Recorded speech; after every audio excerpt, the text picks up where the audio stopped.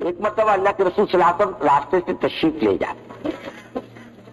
ایک یہودی سامنے سے تیز تیز آ رہا، ایک صحابی پیچھے حضور پاک صلی اللہ علیہ وسلم کے. آپ نے دیکھا کہ اس کے تیور اچھے نہیں ہیں یہودی کے، کچھ معاملہ اس کا گڑبڑ کا ہے. یہ بھی تیز تیز چلے اور حضور اکرم صلی اللہ علیہ وسلم کے درمیان میں اور یہودی کے درمیان میں حائل ہو گئے. اس نے آ کر کہا محمد صلی اللہ علیہ وسلم آپ نے مجھ سے قرضہ لیا تھا واپس نہیں کیا. آپ صلی اللہ علیہ وسلم نے فرمایا میں نے واپس کیا. نہیں کیا. کیا واپس نہیں کیا. فرمایا میں نے واپس کیا. فرمایا گواہ لاؤ. صحابی نے فرمایا میں گواہ ہوں. اچھا منہ کالا ہوگا چلا گیا. آپ نے اس صحابی سے پوچھا تم نے دیکھا مجھے دیتے ہوئے؟ میں نہیں دیکھا میں نے آپ کو دیتے ہوئے. تو تم نے کیسی گواہی دی؟ بولے حضور میں آنکھوں سے دیکھ لیتا مجھے اتنا یقین نہیں ہوتا جتنا آپ نے زبان سے فرما دیا کہ میں نے دیکھا. آپ کی غلط دیکھ سکتے لیکن آپ کی بات غلط نہیں ہو سکتا. ہمارا ایمان، ہماری سب سے بڑی بیماری کمزوری جو ہے وہ یہ مضبوط ہو جائے آدمی کے اندر یقین کے کرنے والی ذات کس کی؟ صرف اللہ کی، اور اللہ کے غیر سے کچھ نہیں ہوتا. ایک بات چیت نہ ہو، ہمیں بولنا بھی نہ آئے لیکن دل میں یہ بات اتر جائے کہ کرنے والی ذات اکیلی تنہا صرف اللہ کی ذات ہے.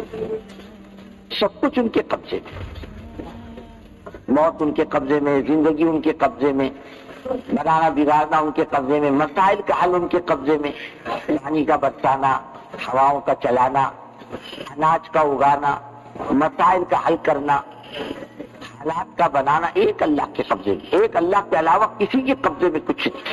حضرت جی رحمت اللہ علیہ آخری دور میں ایک بات فرماتے تھے، اس وقت اللہ تعالیٰ مسلمان سے ایک چیز چاہتا ہے، تم سب سے جڑ کے دیکھ چکے کئی مسئلے کا حل نہیں. فرمایا اب اللہ سے جڑ کے دیکھو سارے مسائل کا حل کس کے پاس؟ سب مل کے وہ کچھ نہیں کر سکتے، ایک اللہ سب کچھ کر سکتا ہے. یہ دل کا بھی تان بنے.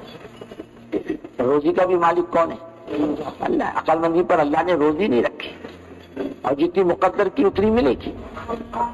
یہ اندر کا وجدان بنے. ایمان اندر آنے کے بعد ایمان کے اثرات ہیں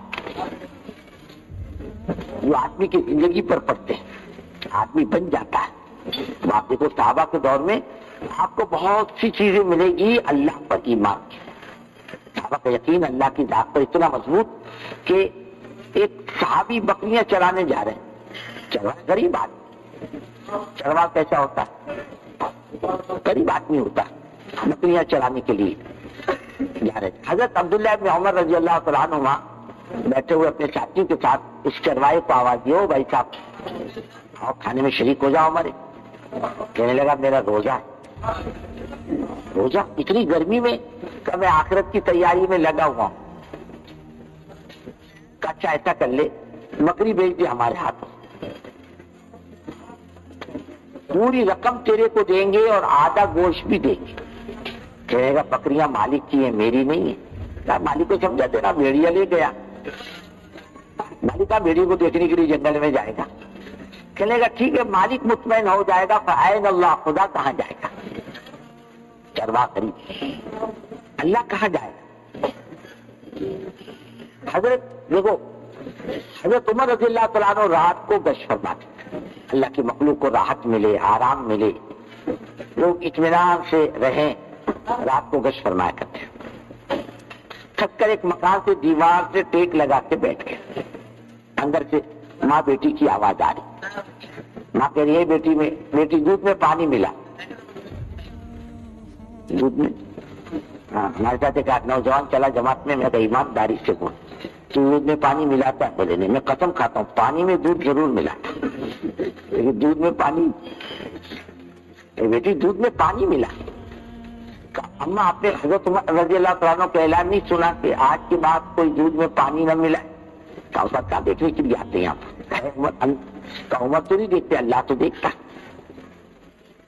حضرت عمر سن رہے ماں بیٹی کی بات کو. یہ بیچاری ماں بیٹی کوئی زیادہ پڑھی لکھی ہے کیا؟ کچھ بھی نہیں. دیہات کے رہنے والے، مدینہ ایک چھوٹی سی بستی تو تھی، چار دیواری میں رہنے والی ماں بہنیں ایمان کی برکت سے امانت دار تھی. حضرت عمر نے ماں بیٹی کی بات کو سنا. صبح اپنے بیٹوں کو جمع کیا، دیکھو بیٹو، میری عمر نہیں ہے نکاح کی، تم میں سے کوئی اس لڑکی سے نکاح کرے گا، مجھے یقین ہے اللہ اس کی نسل سے کوئی نیک انسان پیدا کرے گا۔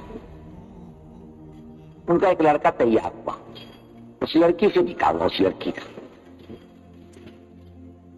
اللہ تعالیٰ نے اس لڑکی کو ایک لڑکی دی، وہ لڑکی کا نکاح آئندہ چل کر شاہی خاندان میں ہوا بنو امیہ کے، اور لڑکی ماں بنی حضرت عمر بن عبدالعزیز رضی اللہ تعالیٰ عنہ۔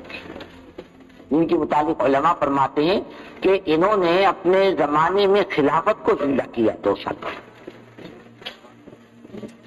اور اس ایمان کی اتنی برکت تھی کہ حضرت عمر بن عبدالعزیز رضی اللہ تعالیٰ عنہ کے زمانے میں مثالن نہیں حقیقتاً بھیڑیا بکری ایک ہاتھ پہ پانی پیتی، بھیڑیا بکری نہیں پکڑتا۔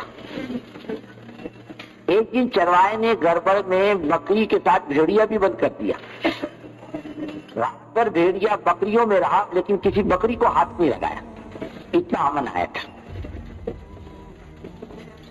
ایمان کی برکت۔ اس کے اثرات پڑتے زندگیوں میں، آدمی کے اعمال پر بھی اس کے اثرات پڑتے۔ انسان کے عمل میں جان اسی لین سے آتی، ایمان جتنا مضبوط ہوگا عمل میں اتنی جان آئے گی۔ نماز کیا ہے؟ ابھی دکان کیوں چھوڑے گا آدمی جب اللہ پر رازق ہونے کا، رزاق ہونے کا یقین نہیں ہوگا؟ آج دکاندار اپنی دکان کیوں چھوڑے گا؟ گاہک کا موقع ہے، ہجوم ہے، موسم ہے کمائی کا، اور خدا کی منادی کی آواز لگی تو دوڑ کر کے مسجد میں نہیں آئے گا بھائی اللہ کا حکم ہے، ابھی تک کمانے کا حکم تھا، پائے کا حکم ہے نماز پڑھنے کا۔ جس خدا کا حکم نماز ہے وہ خدا کے ذمہ روزی ہو نہیں سکتا، میں اللہ کے حکم کو پورا کروں اللہ میری روزی کو گھٹا دے، ناممکن بات ہے۔ اسی کا قانون ہے، نماز کس کا قانون ہے؟ اللہ کا، اور روزی کس کے ذمہ؟ یہ نہیں ہو سکتا ہم اللہ کا حکم پورا کرے اللہ ہماری روزی گھٹا دے۔ ایمان ہے نا، ایمان بنے گا تو کسی مسلمان کو نماز پڑھ بولنے کی ضرورت نہیں، وہ خود نماز پڑھے گا۔ اب آپ دیکھو کہ ایمان بننے کے بعد جب نماز کا حکم آیا تو کون سا قانون بنانا پڑا کہ بھائی نماز نہیں پڑھے گا اسے سزا دی جائے گی، کون سے جیل خانے بنا گئے؟ کچھ بھی نہیں، نہ پولیس مقرر کی گئی۔ آج دنیا کا قانون کیا ہے کہ ایک قانون بنانا ہوتا ہے، اس کے لیے نہ ماننے والے کے لیے سزائیں، پھر پولیس، پھر جیل خانے، یہ نہیں مانے گا یہ سزا ہے، اور پولیس پکڑ کے لے جائے گی، جیل میں ڈال دے گی۔ یہاں تو نماز کا حکم آیا تو کوئی پولیس نہیں، کوئی جیل خانہ نہیں، کوئی قانونی سزا دینے کا، ایک اعلان میں نماز 100% امت میں زندہ۔